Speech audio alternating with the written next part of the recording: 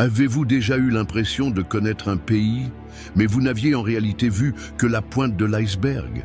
Aujourd'hui, je vous invite à découvrir 15 curiosités sur l'Argentine, qui non seulement vous surprendront, mais vous feront ressentir, réfléchir et comprendre pourquoi ce pays est bien plus que le football, le tango et la crise.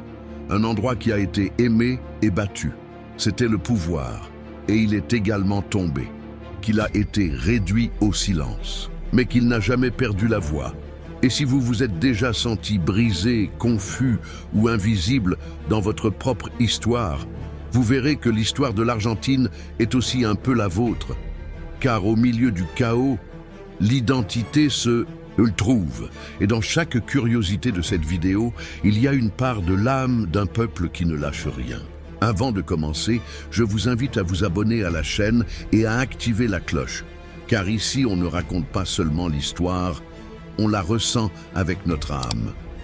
Et si vous souhaitez aider cette vidéo à toucher plus de personnes, laissez un commentaire ci-dessous en répondant à ceci. Qu'est-ce qui vous passionne le plus dans l'histoire argentine?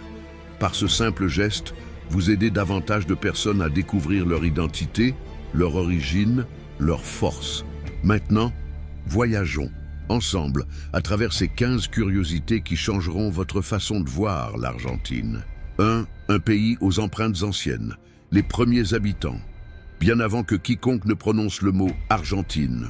Avant Buenos Aires, la Pampa, le tango ou le maté, cette terre avait déjà une vie, une âme et un nom.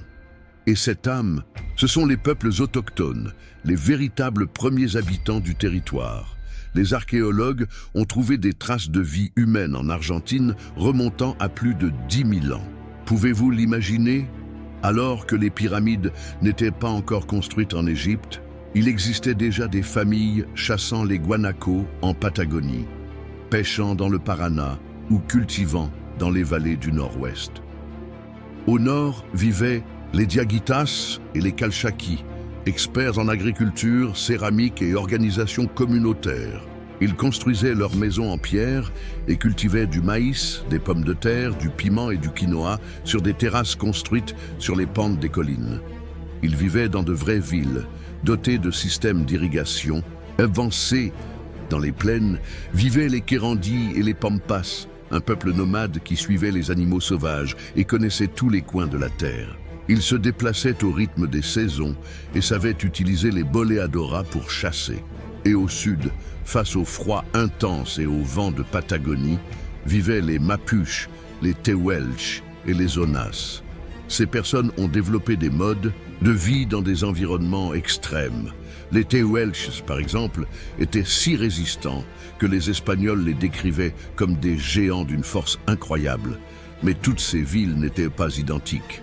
Certains vivaient de la pêche, d'autres de la chasse, d'autres encore de l'agriculture. Certains étaient pacifiques et d'autres étaient des guerriers. Ce qu'ils partageaient tous était un profond respect pour la nature. La rivière, les montagnes, la forêt et le ciel faisaient partie de leur vision du monde, sacré et indissociable de leur existence. Lorsque les Européens sont arrivés, ils n'ont pas trouvé de terre vide, comme on le disait parfois. Ils ont trouvé des cultures vivantes, avec leur propre langue, mythes, savoirs et formes d'organisation très sophistiquées. Et même si l'histoire officielle les a souvent réduits au silence, leur présence est encore latente. Dans les visages, les noms, les rituels, la nourriture et les luttes de nombreuses communautés encore debout aujourd'hui. C'est ainsi que commence l'histoire de l'Argentine. Non pas avec une découverte, mais avec un héritage ancien qui respire encore. Et 2. Le jour où l'Europe a découvert l'argent. Après des milliers d'années de vie indigène en harmonie avec la nature, quelque chose de nouveau et de totalement inconnu a traversé l'horizon de l'océan Atlantique, les navires européens. C'était le début d'une nouvelle ère. L'ancien monde arrivait dans le nouveau et avec lui, de profonds changements allaient marquer à jamais l'histoire du territoire que nous appelons aujourd'hui l'Argentine. Nous sommes en 1516. Le navigateur espagnol Juan Díaz de Solís au service de la couronne espagnole, explore les côtes méridionales à la recherche d'une nouvelle route vers les épices de l'Orient. C'est alors qu'il atteint l'embouchure d'un fleuve si large qu'on le confond avec une mer, le Rio de la Plata. Il l'appelait ainsi parce que, comme on disait, la légende de la Sierra de la Plata parcourait ces terres, une région fabuleuse, pleine de métaux précieux à l'intérieur du continent. Mais cette découverte n'a pas été aussi paisible qu'on le dit parfois. Diaz de Solis et son équipage descendirent sur le continent. Et là, ils rencontrèrent les indigènes, Charrua. La rencontre fut brève et tragique. Les indigènes, défendant leurs terres, ont attaqué. Solis est mort au même endroit et son corps n'a jamais été retrouvé. Malgré la fin sanglante de cette expédition, le mythe du Rio de la Plata, comme entrée d'un continent plein de richesses, n'a pas disparu. Bien au contraire. Attirés par cette promesse, d'autres explorateurs commencèrent à arriver, certains portugais, d'autres espagnols, chacun avec l'espoir de trouver de l'or, mais aussi avec le désir de conquérir, d'établir des colonies, d'étendre leurs empires. Ainsi, commença un processus qui durera des siècles, la colonisation européenne, ce qui était pour l'Europe une découverte, et pour les peuples autochtones. C'était le début d'une invasion qui allait complètement transformer leur mode de vie.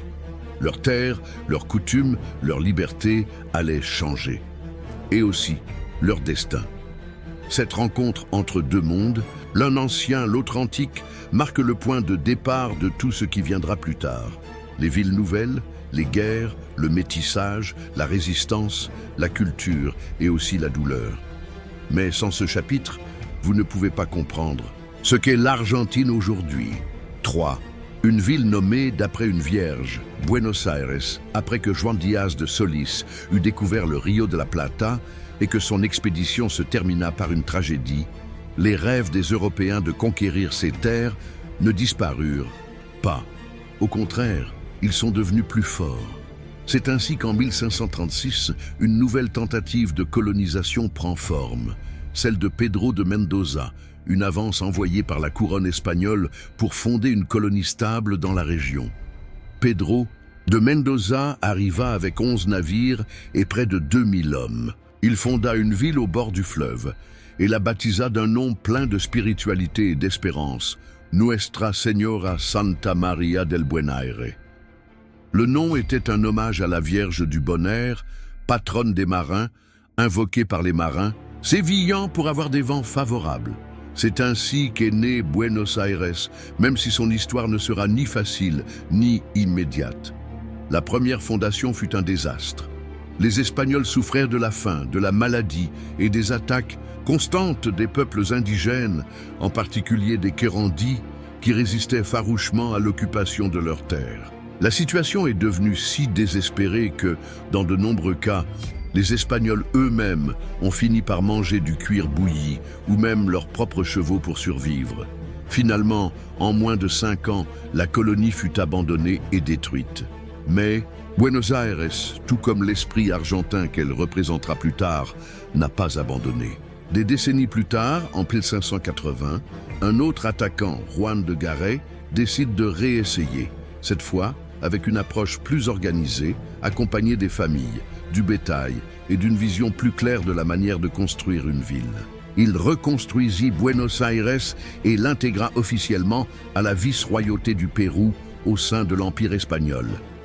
Cette deuxième fondation fut celle qui dura et donna naissance à la ville que nous connaissons aujourd'hui. À partir de ce moment, Buenos Aires commença à se développer lentement. Son emplacement stratégique au bord du fleuve en ferait un port crucial, d'abord ignoré par la couronne espagnole, mais ensuite fondamental pour le commerce, légal et illégal, avec l'Europe. Les produits allaient et venaient, et avec eux les idées, les livres interdits, les nouvelles des révolutions et les germes du changement. Buenos Aires n'est donc pas seulement une ville née 2 fois. C'était le cœur d'un pays en formation, un lieu où vivaient ensemble des Espagnols, des Créoles, des indigènes, des esclaves africains et plus tard des immigrants du monde entier. Un point de rencontre qui respirait non seulement le bon air, mais aussi l'ère de liberté à venir. 4. Le combat pour l'âme, indépendance et révolution. Après des siècles de domination espagnole, quelque chose a commencé à bouger au cœur de Buenos Aires. Et ce n'était pas seulement le commerce, ni les navires dans le port. C'était l'éveil d'une conscience, un murmure qui disait « Et si nous étions libres ?» En 1810, alors que l'Europe est secouée par les guerres napoléoniennes et que le roi d'Espagne est renversé, une étincelle s'allume à Buenos Aires qui ne s'éteindra jamais. La Révolution de Mai. Le 25 mai, un groupe de criollos, c'est-à-dire des descendants d'Espagnols nés en Amérique, décident qu'ils ne répondront plus à une monarchie affaiblie. Ils formèrent un premier gouvernement national. Ce n'était pas encore une indépendance officielle, mais c'était un pas de géant vers cette indépendance. C'était comme ouvrir une porte qu'on ne pouvait plus fermer. Mais pourquoi Buenos Aires était-elle l'épicentre? Car c'est là que circulaient le plus les idées révolutionnaires, les livres interdits, les nouvelles de l'indépendance des États-Unis et de la Révolution française. Car dans leurs cafés, dans leurs salons, dans les coins, les créoles parlaient, pensaient, rêvaient. Au cours des années suivantes, des moments intenses sont vécus. Des armées se formèrent, des alliances furent recherchées, les royalistes, ceux qui étaient encore fidèles à la couronne espagnole, furent combattus sur tout le territoire de l'ancienne vice-royauté du Rio de la Plata. Finalement, après des luttes, des marches, des batailles et des sacrifices, arriva le jour historique. Le 9 juillet 1816, dans la ville de San Miguel de Tucumán, les représentants des Provinces-Unies déclarèrent formellement leur indépendance de l'Espagne. Ce jour-là, ce n'était pas à Buenos Aires, comme beaucoup le croient, mais à l'intérieur du pays, ce qui reflétait la volonté de construire une nation véritablement fédérale. L'indépendance n'était pas la fin de la lutte, mais le début d'une nouvelle lutte. Car maintenant arrivait la partie la plus difficile. Construire une nation à partir de rien, unir des territoires divers, surmonter des intérêts particuliers, décider qui gouvernerait, selon quelle loi, avec quel modèle économique. Mais ce qui est né de cette révolution était quelque chose de bien plus profond qu'un simple changement de drapeau. Ce fut la naissance d'une identité argentine, forgée dans la lutte, l'espoir, la douleur et le désir inébranlable d'être maîtres de leur propre destin. Aimez-vous ce voyage à travers l'histoire? Arrêtez-vous ensuite une seconde et voyez si vous êtes déjà abonné à la chaîne. Et si vous l'avez déjà fait, merci du fond du cœur. Maintenant, je vous demande autre chose. J'ai partagé cette vidéo avec quelqu'un qui aime l'histoire, qui a besoin de renouer avec ses racines ou qui veut simplement mieux comprendre l'Argentine. Parce qu'avec ce petit geste, vous aidez davantage de personnes à trouver ce contenu. Et peut-être aussi à trouver une partie d'eux-mêmes. 5. Le libérateur sans frontières, San Martín et son rêve continental. Après la déclaration d'indépendance en 1816, le défi n'était plus seulement d'être libre, mais de rester libre. Et pour cela, il fallait plus qu'un document signé, il fallait défendre cette liberté avec du sang, du courage et une vision. C'est ici qu'entre en scène l'un des personnages les plus admirés de l'histoire argentine, José de San Martín, né à Yapeyú en 1768 dans l'actuelle province de Corrientes. San Martín fut envoyé très jeune en Espagne, où il suivit une formation de soldat. Là, il participa à d'importantes batailles contre les Français. Mais lorsqu'il apprend que sa terre natale cherche la liberté, il quitte tout pour retourner au Rio de la Plata, avec un objectif clair: libérer sa patrie et toute l'Amérique, du sud du joug espagnol. San Martín n'était pas qu'un guerrier, c'était un stratège, un homme serein, ferme et profondément engagé. Il comprenait que l'indépendance de l'Argentine ne serait pas assurée tant que les royalistes domineraient le Haut-Pérou, le Chili et le Pérou. Il projeta donc quelque chose qui semblait impossible: traverser la cordillère des Andes avec une armée entière, traverser la région montagneuse la plus haute d'Amérique et libérer le Chili, puis avancer vers Lima, le cœur de la puissance. Il colonia l'espagnol en Amérique du Sud, et il l'a fait. En 1817, avec l'armée des Andes, composée d'environ 5000 hommes dont soldats, mulets, chevaux et artillerie, il traverse les Andes depuis Mendoza jusqu'au Chili. Le voyage a été brutal, froid extrême, manque d'oxygène, routes escarpées, tempêtes. Beaucoup sont morts, mais la plupart sont arrivés. Et non seulement ils sont arrivés, ils ont gagné la bataille de Chacabuco, libérant le Chili avec le patriote chilien Bernardo O'Higgins. Un an plus tard, ils réaffirment leur victoire à la bataille de Maipú, consolidant ainsi l'indépendance du Chili. Mais San Martín ne s'est pas arrêté. En 1820, il s'embarqua de Valparaíso vers le Pérou, où il combattit également, bien que cette fois, plus avec la politique qu'avec les armes, pour déclarer l'indépendance de Lima en 1821.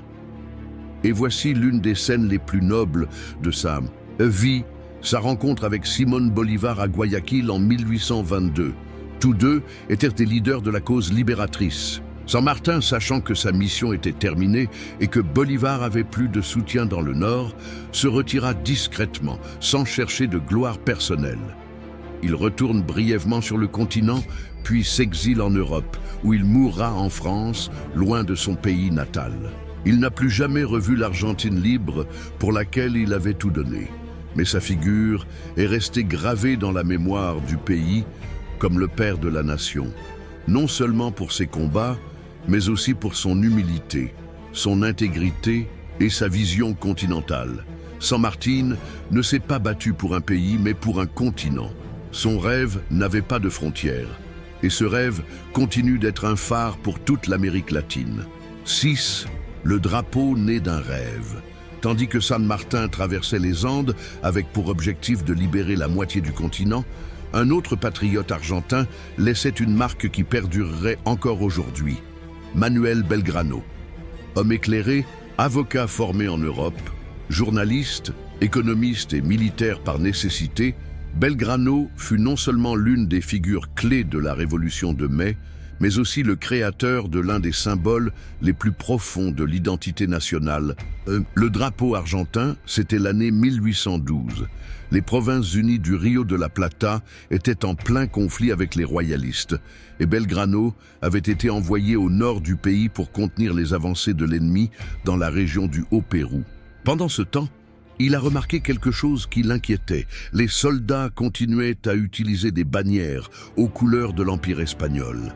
Comment pourrait-il lutter pour la liberté s'il marchait toujours sous les symboles du roi, inspiré par les couleurs du ciel et les armoiries de la ville de Buenos Aires, Belgrano a conçu un drapeau bleu clair et blanc. Comme le raconte l'histoire, l'idée lui est venue en observant le ciel clair au-dessus du fleuve Paraná. Le 27 février 1812, dans la ville de Rosario, devant ses troupes, il fit hisser pour la première fois le nouveau drapeau national.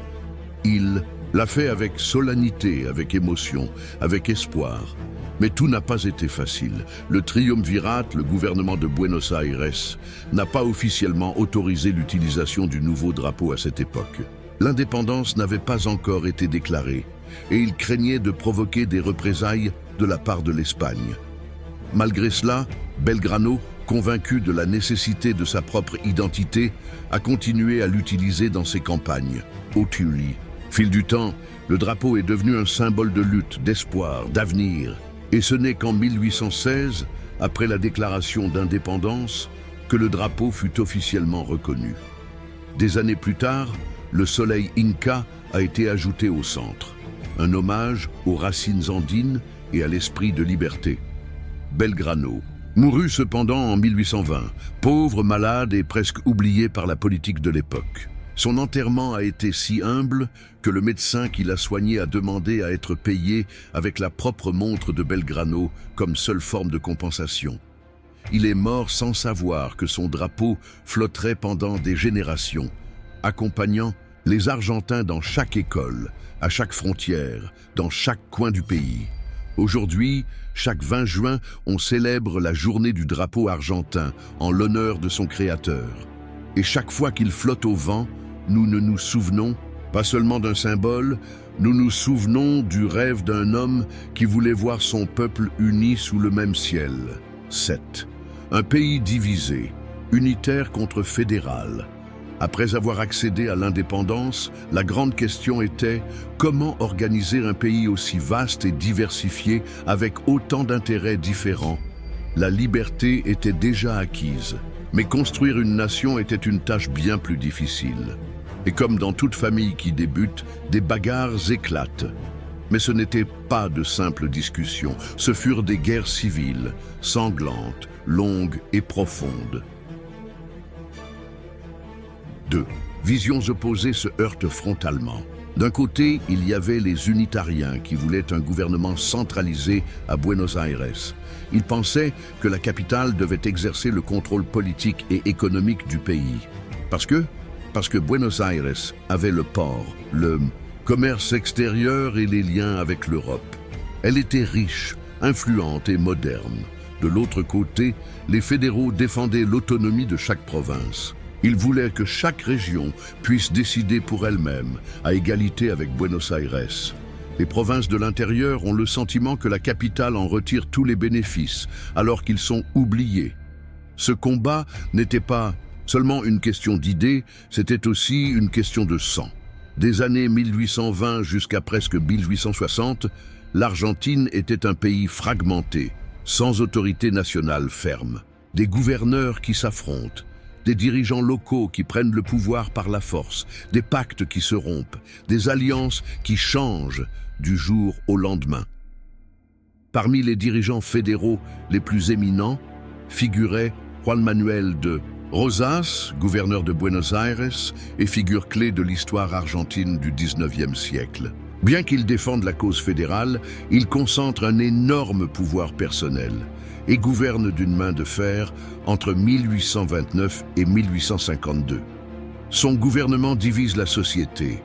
Beaucoup le voient comme un protecteur de l'ordre et de la souveraineté, d'autres comme un tyran. Durant ces années-là, les couleurs politiques étaient même portées sur les vêtements et les rubans. Le rouge était pour les fédéraux, le bleu clair pour les unitariens. Les tensions ont atteint les familles. Les amis se séparaient. Les frères se faisaient eux face. L'Argentine était une nation en guerre contre elle-même, mais ces luttes, bien que douloureuses, participent également à la croissance du pays. Il en ressort des idées, des débats et des chiffres qui contribueront plus tard à consolider l'organisation nationale. Parce que parfois, avant de construire une maison solide, nous devons décider ensemble quel type de maison nous voulons, qui la gère, comment les clés sont distribuées, et comment tous ceux qui vivent à l'intérieur sont pris en charge. 8.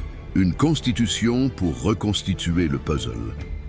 Après des décennies d'affrontements entre unitaires et fédéraux, de trahisons, de batailles et de divisions internes, l'Argentine avait besoin d'une solution durable qui lui permettrait de mettre de côté les armes et de commencer à construire un pays avec des règles claires pour tous. Il était temps de s'asseoir, de parler, de se mettre d'accord et d'écrire. Ainsi est née l'idée d'une constitution nationale. Mais ce n'était pas facile. Il y avait beaucoup de ressentiments accumulés. Buenos Aires, avec sa puissance économique, grâce aux ports et aux recettes douanières, reste un point de conflit. Les provinces, de leur côté, réclamaient l'égalité et le respect. La clé était de trouver un équilibre entre unité et autonomie. Finalement, après la chute de Juan Manuel de Rosas à la bataille de Caseros en 1852, vaincu par l'armée du général Justo José de Urquiza, gouverneur d'Entre Ríos, une nouvelle étape commença. Urquiza a convoqué les représentants des provinces à un congrès constituant dans la ville de Santa Fe, un lieu symboliquement plus neutre que Buenos Aires. C'est là, en 1853, qu'est née la Constitution argentine, inspirée de modèles comme celui des États-Unis, mais aussi avec ses propres éléments. Les droits des citoyens, la répartition des pouvoirs, l'organisation fédérale de l'État ont été établis, et les bases d'un pays libre, démocratique et juste ont été posées. Cependant, Buenos Aires n'a pas participé au Congrès ni accepté la nouvelle Constitution. Il décide de se séparer et de former pour quelques années un État indépendant. Ce n'est qu'en 1862, après de nouveaux affrontements, comme la bataille de Pavón et de nombreuses négociations, que Buenos Aires fut définitivement réincorporé au pays.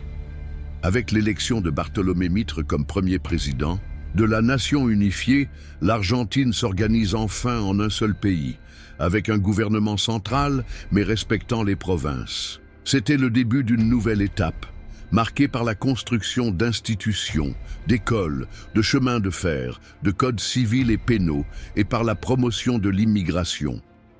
La Constitution de 1853 n'était pas seulement un texte juridique. C'est le pacte de coexistence qui a permis de réunir les pièces brisées du puzzle national.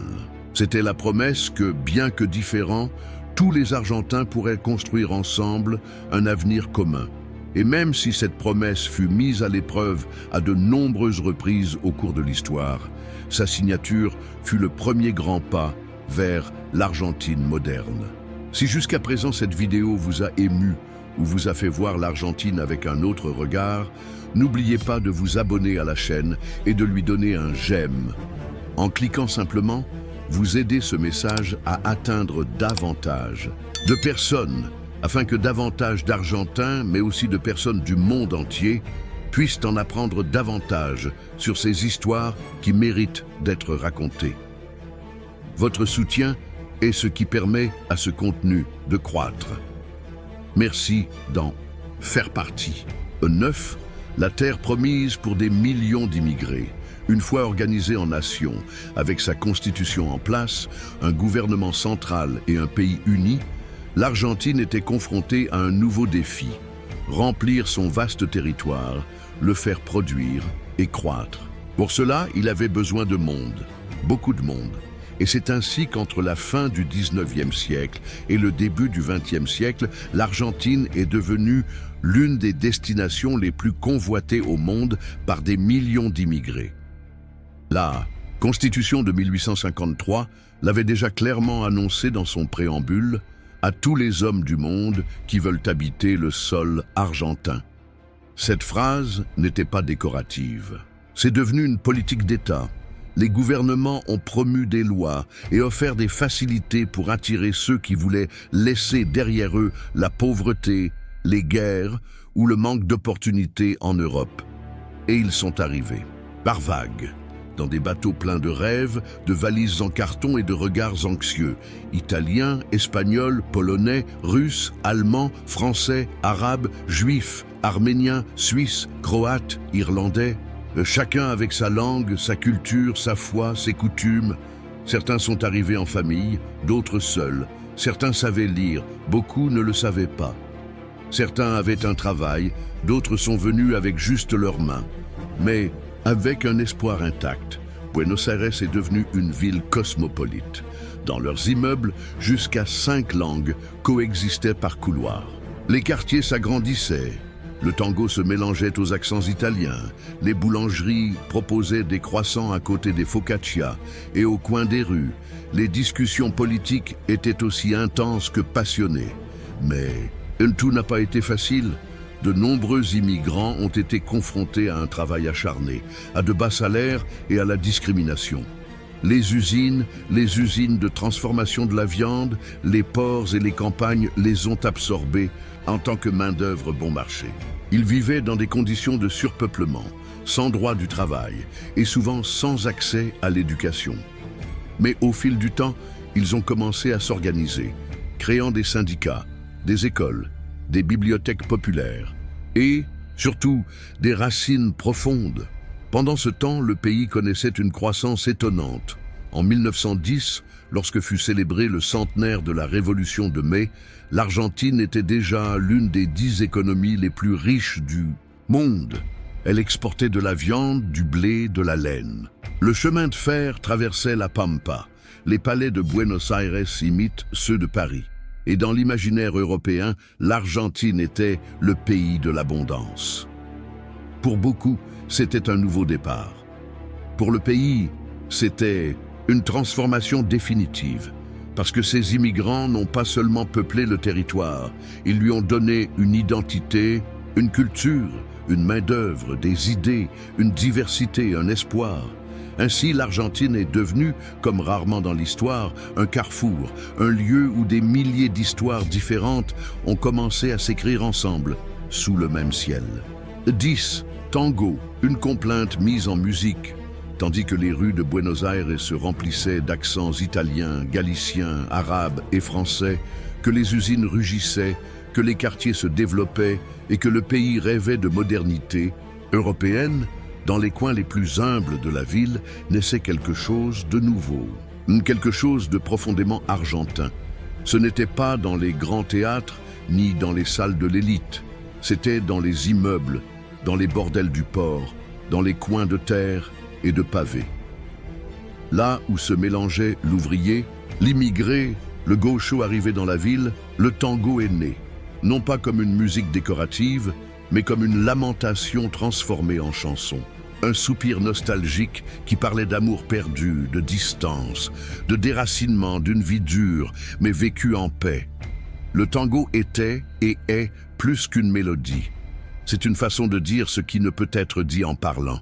Sa musique est née du mélange, le bandoneon allemand, le violon européen, la guitare créole, le candombe afro-argentin.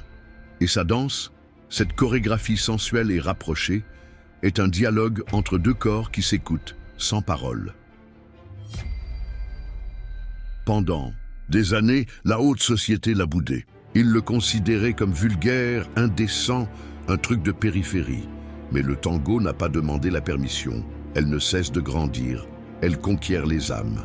Et comme cela arrive souvent aux trésors les plus authentiques, il fallait d'abord qu'il réussisse à Paris pour être apprécié chez nous. Dans les années 1920, le tango explose en Europe. Dans les cabarets parisiens, on dansait avec dévotion. Carlos Gardel, avec sa voix incomparable et son sourire époustouflant, est devenu une idole mondiale. Il fut le premier grand ambassadeur du tango. Et encore aujourd'hui, beaucoup disent qu'il chante mieux chaque jour. Mais le tango était aussi une chronique sociale. Des paroles comme celles d'Enrique Santos Discepolo racontèrent la corruption, les inégalités, l'angoisse existentielle de l'Argentin moyen. Le tango n'était pas seulement de la musique, c'était le miroir de l'âme de Buenos Aires. Au fil du temps, cela a évolué. Des personnalités telles qu'Annibal Troilo, Astor Piazzolla et bien d'autres sont apparus qui ont renouvelé leur style, mêlant tradition et avant-garde, en gardant vivante son essence. Et aujourd'hui, même si le monde a changé, le tango est toujours là. Dans les milongas de quartier, dans les théâtres de Tokyo, dans les couchers de soleil de San Telmo, car le tango n'appartient pas au passé. C'est une plaie ouverte qui chante, qui danse, qui excite. C'est la voix de ceux qui n'avaient pas de voix. C'est la caresse qui réconforte. C'est de la musique faite en Argentine. 11. Evita, la femme qui aimait les gens. Tandis que le tango chantait les chagrins de l'âme et que les lumières du progrès brillaient sur les avenues de Buenos Aires, les inégalités devenaient elles aussi de plus en plus visibles. En marge, dans les quartiers modestes, dans les usines et les champs, une grande partie du peuple argentin continue de vivre dans le manque et l'oubli. Et c'est sur cette scène qu'est apparue une figure qui allait changer à jamais l'histoire du pays. Eva Duarte de Perón, plus connue sous le nom d'Evita, née en 1919 dans la petite ville de Los Toldos. Evita savait dès son enfance ce qu'était la pauvreté, la discrimination et la douleur de ne pas avoir de place sûre dans le monde. Dès son plus jeune âge, elle s'installe à Buenos Aires pour tenter de poursuivre une carrière d'actrice. Et il l'a fait. Avec des efforts, du talent et une voix qui ne demande pas de permission, il se fait une place dans le monde du théâtre radiophonique et devient même très vite une figure reconnue. Mais le destin lui réservait un rôle bien plus profond. En 1944, il rencontre Juan Domingo Perón, alors militaire de haut rang, doté de fortes idées sociales et d'une influence politique croissante. Ils sont tombés amoureux et peu de temps après, ils se sont mariés. Lorsque Perón fut élue présidente en 1946, Evita ne resta pas dans l'ombre. Elle choisit de prendre les devants, de marcher aux côtés du peuple et de devenir une leader avec sa propre voix. Evita n'était pas une première dame traditionnelle. Il a brisé le moule. Il s'est adressé aux ouvriers, aux humbles, aux femmes, aux oubliés. Depuis la fondation Eva Perón, il a promu les hôpitaux, les écoles, les foyers pour personnes âgées et pour enfants, les subventions et le logement. Il écoutait les gens, pleurait avec eux, faisait des câlins sans protocole. Pour beaucoup, elle était la seule à les regarder dans les yeux. Elle s'est également battue pour les droits politiques des femmes. À une époque où elle ne pouvait pas voter, Evita a mené la campagne qui a permis d'obtenir le droit de vote des femmes en 1947. Et ce n'est pas tout. Elle a aidé à organiser le Parti péroniste des femmes et a donné du pouvoir à des milliers de femmes à travers le pays. Mais son chiffre a également suscité un fort rejet. Les classes supérieures, les secteurs conservateurs et une partie de la presse l'ont accusée d'être populiste, autoritaire et manipulatrice des masses. Et elle le savait. Mais il a continué, avec courage, avec conviction. En 1952, au sommet de sa popularité, Evita reçut un diagnostic de cancer. Sa santé s'est rapidement détériorée. Et le 26 juillet de la même année, il décède à l'âge de 33 ans, laissant le pays en deuil. Sa veillée a duré des jours, avec des foules dans les rues pleurant comme si elles avaient perdu un membre de la famille. Son corps a été embaumé, puis volé et caché pendant des années pendant la dictature militaire qui a persécuté le péronisme. Mais même en son absence, Evita n'a jamais disparu. Son image est présente sur les peintures murales, sur les t-shirts, dans les chansons, dans les livres et surtout dans la mémoire collective du peuple argentin. Parce qu'Evita ne dirigeait pas, mais elle touchait les cœurs. Et le cœur, lorsqu'il est vraiment touché, n'oublie jamais. 12. La dictature la plus sombre et la lutte des mères. Après les années de passion politique, la montée du péronisme et la figure lumineuse d'Evita, l'Argentine entre dans une période d'instabilité permanente. Coup d'État, président renversé, démocratie brève et interventionniste. Jusqu'à ce qu'en 1976, le pays sombre dans l'une de ses plus longues nuits. Une dictature militaire qui laissera de profondes cicatrices, dont beaucoup sont encore ouvertes. Le 24 mars 1976, les forces armées renversèrent le gouvernement constitutionnel d'Isabel Perón et instaurèrent ce qu'elles appelèrent le processus de réorganisation nationale. Mais derrière ce nom froid et technique se cachait une machinerie brutale de répression. Une chasse systématique aux opposants s'engage à tous ceux qui pensent simplement différemment ou qui ont des idées jugées dangereuses. Des milliers de personnes ont été kidnappées en pleine rue, à leur domicile, dans les universités ou sur leur lieu de travail. Beaucoup étaient des étudiants, des travailleurs, des militants sociaux, des artistes, des journalistes, des gens ordinaires. Certains n'étaient même pas engagés politiquement. Ils ont juste disparu, littéralement. Plus de 30 000 personnes ont été aspirées, comme on disait alors, emmenées dans des centres de détention clandestins, torturées, assassinées, sans procès, sans défense, sans loi. Cette horreur était accompagnée de silence et de peur.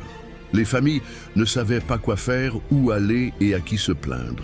La presse était contrôlée, les rues militarisées, la société paralysée. Mais au milieu de ce silence imposé, quelqu'un a osé crier dignement.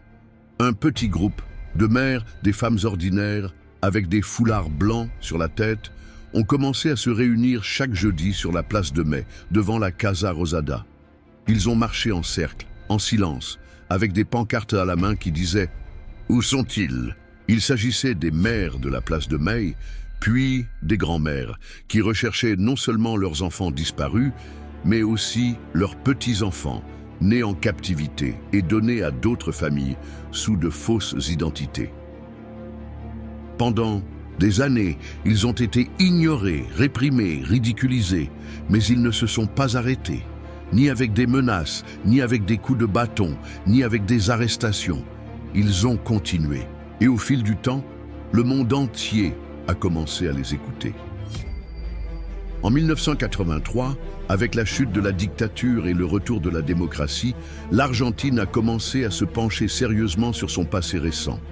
Les procès historiques des juntes, dirigés par le président Raúl Alfonsín, ont eu lieu, au cours desquels les hauts responsables d'un régime militaire ont été condamnés pour crimes contre l'humanité pour la première fois en Amérique latine. Mais le combat ne s'est pas arrêté là. À ce jour, les mères et les grands-mères continuent de réclamer justice, de chercher des petits-enfants convenables et d'enseigner aux nouvelles générations ce que cela ne signifie plus jamais. Parce que la mémoire n'est pas une vengeance. C'est le fil qui unit le passé au présent pour ne pas répéter les erreurs. C'est le droit d'un peuple de connaître son histoire. C'est, comme on dit, l'amour plus fort que la haine. Si cette vidéo vous touche, ne partez pas sans la partager avec quelqu'un qui en a aussi besoin. Et profitez de ce moment pour liker, vous abonner à la chaîne et activer la cloche. En faisant simplement cela, vous aidez cette histoire à ne pas se perdre, à atteindre plus de gens, à éveiller plus de cœurs. Merci de faire partie de cette communauté qui ne se contente pas de voir, de ressentir et de partager. À 13, la guerre qui fait encore mal. Malvinas, nous sommes en 1982. La dictature militaire argentine montre déjà des signes d'usure. L'économie s'effondre, la répression est insoutenable et la population commence à perdre peur. Au milieu de ce contexte critique, les généraux ont décidé de prendre une décision extrême qui allait changer le cours du pays et laisser encore aujourd'hui une blessure ouverte, la récupération militaire des îles Malvinas. Les îles Malvinas, situées dans l'Atlantique Sud, à un peu plus de 500 km des côtes patagoniennes, faisaient l'objet d'un différend entre l'Argentine et le Royaume-Uni depuis le 19e siècle. Bien que la souveraineté argentine ait toujours été revendiquée, depuis 1833, les îles étaient sous contrôle britannique, après avoir été occupées par la force. Le 2 avril 1982, les forces armées argentines débarquent sur les îles et en prennent le contrôle sans rencontrer de résistance. Dans le pays, la nouvelle a été accueillie avec un mélange d'euphorie patriotique et de manipulation médiatique. La dictature a tenté de faire de cette opération une cause nationale, cherchant à regagner le soutien populaire et à dissimuler les crimes du régime. Mais ce qui semblait être une reprise pacifique s'est rapidement transformé en une guerre réelle et inégale. Le Royaume-Uni, dirigé par le Premier ministre Margaret Thatcher, a répondu en envoyant une puissante flotte militaire. L'Argentine, de son côté, a envoyé de jeunes conscrits, mal équipés, mal nourris, dont beaucoup avaient à peine 18 ans. Pendant 74 jours, ils se sont battus dans des conditions très dures, grand froid, boue, faim, peur. Les combats se déroulèrent sur terre, en mer et dans les airs. Le courage des soldats argentins était indéniable, mais la supériorité technologique et logistique britannique était écrasante. Le bilan est douloureux. 649 Argentins morts, dont des soldats, des pilotes et des marins. Beaucoup d'autres sont revenus avec un profond traumatisme oublié par l'État et plusieurs n'ont même pas pu reprendre leur vie. La guerre s'est terminée le 14 juin 1982 avec la capitulation de l'Argentine. Les Malouines sont restées sous contrôle britannique, comme elles le sont aujourd'hui. Mais l'impact interne a été immédiat. La défaite a accéléré la fin de la dictature. Quelques mois plus tard, le régime militaire commença à s'effondrer et en 1983, le pays retourna à la démocratie. Mais les Malouines n'ont pas disparu de la mémoire nationale. Au contraire, ils sont devenus un symbole de souveraineté, de douleur et de fierté. Chaque année, le 2 avril, les Argentins rendent hommage aux anciens combattants tombés au combat. Il ne s'agit pas de glorifier la guerre, mais de rappeler le sacrifice de ceux qui ont été envoyés sans choix, par un gouvernement qui ne représentait plus le peuple. Et aujourd'hui encore, l'Argentine continue de revendiquer les îles par des moyens pacifiques et diplomatiques. Parce que la douleur des Malouines ne concerne pas seulement ce qui a été perdu, mais aussi ce qui est encore recherché, la justice, la mémoire et la vérité. Ou 14. Le football comme religion de Maradona à Messi. Après les guerres, les dictatures et les blessures difficiles à penser, l'Argentine avait besoin de joie. Une raison de sourire, de s'unir, de se sentir vivant. Et s'il y avait une langue capable de faire vibrer le pays tout entier en même temps, c'était, et c'est toujours, le football. Mais en Argentine, le football n'est pas qu'un sport. C'est un rituel, un état d'esprit, une identité. On le joue dans des pâturages, en terre battue, dans les couloirs des quartiers, sur des champs improvisés entre les immeubles. On en discute à table, au travail, à l'école, à la radio. Le football est dans l'ADN argentin, et parmi tant d'idoles que cette terre a données, deux noms brillent de leur propre lumière, comme des légendes qui ont transcendé le temps, Diego Armando Maradona et Lionel Messi. Maradona, né à Villa Fiorito, l'un des quartiers les plus modestes du Grand Buenos Aires, incarnait le rêve de l'enfant qui joue pieds nus et finit par conquérir le monde. Avec talent, rébellion et un pied gauche magique, il a mené l'Argentine à son deuxième titre mondial à Mexico en 1986. Ce tournoi a été sa consécration absolue, le but de la main de Dieu et le but du siècle contre l'Angleterre. 4 ans seulement après la guerre des Malvinas, ont fait de Diego un héros, un symbole et un mythe. Maradona n'était pas parfait. Il est tombé et s'est relevé. Il était aimé et critiqué. Mais il représentait quelque chose de plus profond qu'un joueur. Il représentait le peuple, celui qui lutte contre les puissants, qui ne demande pas la permission, qui est encouragé. Et alors qu'il semblait impossible que quiconque puisse hériter de cette place dans le cœur argentin, Messi est apparu. De Rosario, avec une personnalité différente, plus calme, plus humble, moins explosive, mais dotée d'une technique sublime et d'une persévérance inégalée, Léo est devenu l'un des meilleurs footballeurs de l'histoire. Pendant des années, il a été aimé du monde entier, mais critiqué dans son propre pays pour ne pas avoir gagné avec le bleu clair et le blanc. Mais tout a changé en 2021 lorsqu'elle remporte la Copa América au Brésil, et surtout en 2022 lorsque l'Argentine est sacrée championne du monde au Qatar. Les larmes aux yeux, serrant la coupe dans ses bras, Messi a bouclé un cycle éternel et le peuple argentin l'a embrassé comme un fils rentrant triomphant chez lui. Mais le football argentin ne vit pas que de Maradona ou de Messi. Vivez dans les classiques de Boca River, dans la passion des stands, dans les t-shirts qui se transmettent de génération en génération.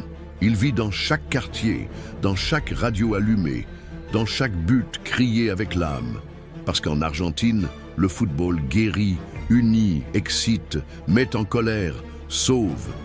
Et si l'on veut comprendre l'âme de ce pays, il ne suffit pas de lire son histoire.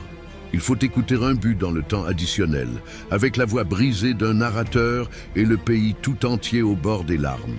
15. Une nation avec une âme résiliente. Après tout ce qu'elle a vécu, les batailles pour l'indépendance, les guerres civiles, les vagues migratoires, les dictatures, les pertes, les gloires sportives, on pourrait penser que l'Argentine s'est brisée à plusieurs reprises. Et c'est vrai, il est tombé plusieurs fois. Mais le plus important, c'est qu'il se relevait toujours. L'histoire de l'Argentine est marquée par des cycles d'espoir, de crise et de reconstruction. Dans des moments de croissance vertigineuse, comme au début du XXe siècle, alors qu'elle était l'une des économies les plus puissantes de la planète. Et aussi à cause de chutes profondes, coups d'État, hyperinflation, défaut de paiement, corralito, pauvreté, chômage. Chaque génération a dû faire face à sa propre tempête. Mais il y a quelque chose qui ne disparaît jamais. Quelque chose qui n'est pas écrit dans les livres de contes, mais qui est dans les cafés, sur les places, dans les bus, dans les stades et dans chaque maison. L'âme du peuple argentin. Une âme qui se plaint, mais qui résiste. Qui critique mais n'abandonne pas. Cela invente, improvise, réinvente. Qui se moque d'elle-même et même dans la tristesse fait ressortir un sourire ironique. Cela ne cesse de chanter, de protester, de rêver. Cet esprit était visible chez chaque mère qui marchait avec un foulard blanc. chez chaque travailleur qui a recommencé après avoir perdu son emploi, chez tout jeune homme qui a émigré, mais qui porte la compagne dans son sac à dos, dans chaque grand-père qui raconte l'histoire pour qu'elle ne se répète pas, dans chaque fan qui agite un drapeau, quel que soit le résultat. L'Argentine n'est pas un pays parfait. Vous avez des dettes impayées, des blessures ouvertes, des défis énormes. Mais elle possède aussi une force invisible qui la pousse à continuer d'avancer, telle une locomotive de sentiments, de contradictions, d'amour et de rage. Une force qui naît de ses habitants. Et c'est pourquoi, lorsque le monde la regarde avec scepticisme, l'Argentine répond avec la seule chose qui ne lui a jamais manqué: le cœur. Parce que, comme ils le disent eux-mêmes, les Argentins n'abandonnent pas, ils se réinventent. Et ça, c'est sa plus grande victoire. Ce pays ne se comprend pas avec les données. Il se ressent avec le cœur, parce que derrière chaque information se cache une histoire. Derrière chaque chute, une leçon. Et derrière chaque douleur, une force qui résiste, qui rêve, qui recommence. Si vous vous êtes déjà senti dépaysé, incompris, divisé intérieurement, alors vous comprenez l'Argentine, parce qu'il ne s'agit pas seulement de l'histoire d'un seul pays, c'est l'histoire de ceux qui n'abandonnent pas. Et voilà, la solution, rappelez-vous qui nous sommes, pour continuer à être. Et maintenant que vous êtes arrivé au bout, dites-moi dans les commentaires ce que vous avez pensé de cette vidéo. Quelle partie vous a le plus touché? Avez-vous appris quelque chose de nouveau? Vous êtes-vous senti réfléchi? En laissant simplement votre avis, vous aidez ce contenu à toucher plus de personnes, afin que d'autres le découvrent, s'enthousiasment et s'abonnent également. Votre voix construit également cette histoire. Merci d'être de l'autre côté.